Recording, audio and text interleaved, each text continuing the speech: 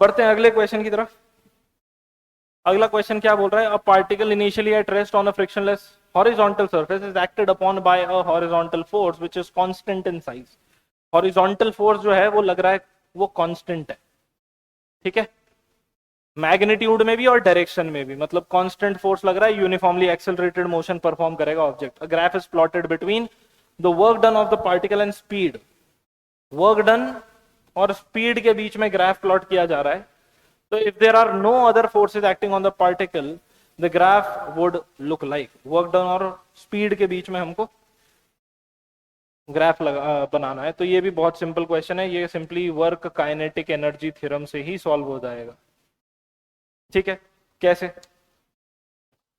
Work done by all the forces is equal to change in kinetic energy.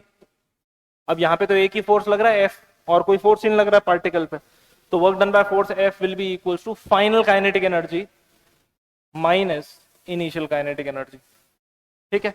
Initial kinetic energy 0 है, तो work done will be equals to final kinetic energy हो जाएगी half M we square. मान लेते हैं बाद में particle की कितनी स्पीड हो गई v, और इनिशियली पार्टिकल रेस्ट पे है, ठीक है।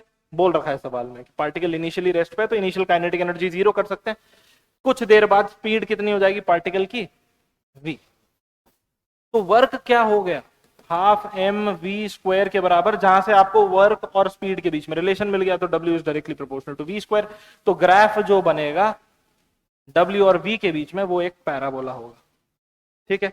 तो पैराबोला सिर्फ ये एक ग्राफ है, ओके। बी इसलिए आंसर नहीं है क्योंकि यहां पे स्टार्टिंग में जो ग्राफ है वो लीनियर है और बाद में ये कर्व हो रहा है, तो करेक्ट आंसर होगा डी। और ये ग्राफ का शेप कैसा होगा, it will be parabolic. Clear है?